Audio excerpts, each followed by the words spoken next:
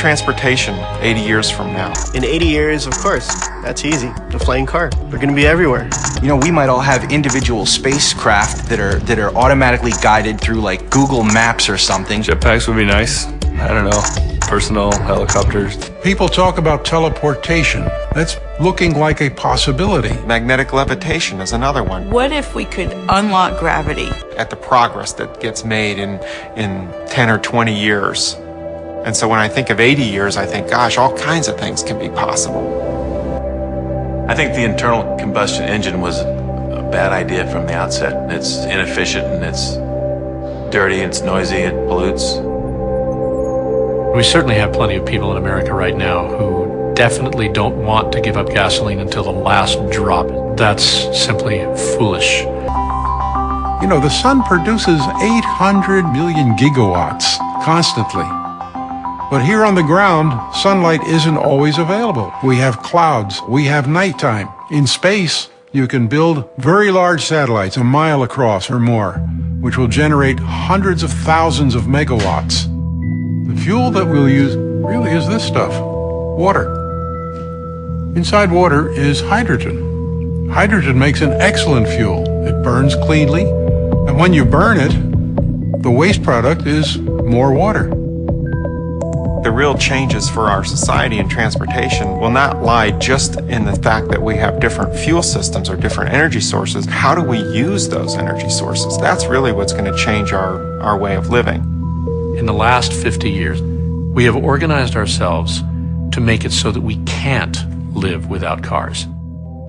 When you can get in a car and say, take me to destination 7, that's going to be a new form of transportation. Like a slot car, hook into an electrical current and use that as your motive force. Control-free vehicles where basically there's no such thing as a driver. There's just passengers. In 80 years, I don't know that steel will be what we'll use anymore. Glass technology will change, lighting technology. An autopilot system. Mechanical drive systems will disappear. Stackable cars. Everything's becoming more advanced. A train of cars. Cars that articulate their frames and stand up and then interlock with the car behind it and charges via induction in the street. Maybe people won't even own cars anymore in 80 years. Maybe there'll just be fleets of robot-controlled cars. They've talked about cars that could actually drive themselves. There's a hopefulness predicting things that sound outlandish to us now. There's a lot of optimism in thinking about the future. It's a kind of exercise in dreaming. We can do anything. We can do whatever we want to because you could send a dude to the moon, you know? Like, people can clone a goat. They can do a heart transplant. We can do whatever we want to do. People that are known as innovators they've all had the vision to look beyond where they are today and see things that other people couldn't see and see new possibilities and new applications. I'm counting on being surprised. So far, history's never let me down. I've been surprised just from the time that I was a child till now. I'm amazed at watching my own kids and how they're living compared to the way I grew up.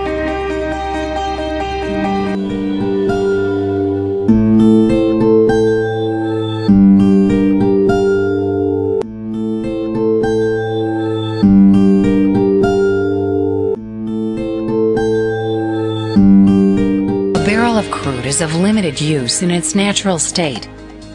It takes science to release its full potential. Using an array of chemical tools, molecules are sorted, broken up, and recombined into the products the marketplace demands.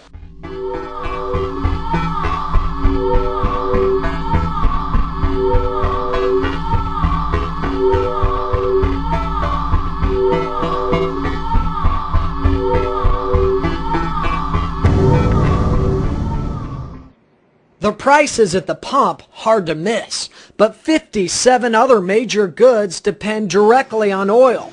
It's so much more than just driving. Oil seemingly everywhere. Steering wheels, they start to cost more, as does carpeting in your vehicle, as well as anywhere else. And it's not just inside, it's under the hood, where antifreeze costs more. Tires cost more to produce, but one of the biggest jumps on what you're driving on. Liquid asphalt comes from crude. Pavement prices have jumped 65%. Everything from plastic to pharmaceuticals, DVDs, diapers, paper towels, plastic packaging, nylons, cosmetics, and light bulbs all derived from oil. Very surprising. Until you had that in front of my face to show me that, I never even thought of those type of things. Oil used as a key ingredient in thousands of other products, from what you sleep on to what you clean with. Even the waxes used to make the gum you chew. I wasn't aware of that. It doesn't stop at the store. It's in your office, your cell phone, pens, paper, even your computer screen.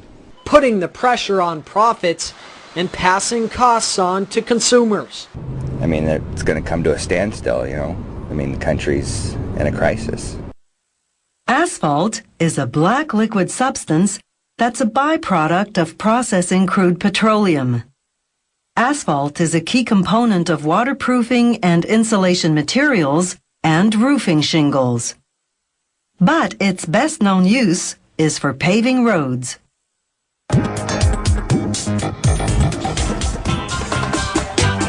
Next comes a thicker asphalt coating, mixed with powdered limestone. It's applied to both top and bottom. This coating will make the membrane flexible. It'll also form a protective barrier against harsh weather. With the coating still wet, coloured ceramic granules are spread over the top surface. This gives the shingles their colour and makes them resistant to the sun's ultraviolet rays.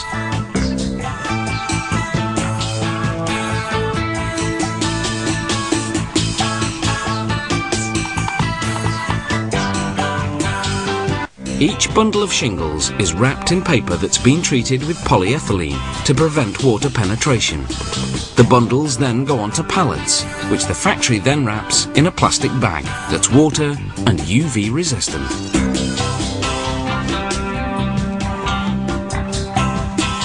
Generally, the thicker the asphalt and granule protective barrier, the more durable they are and the longer the guarantee.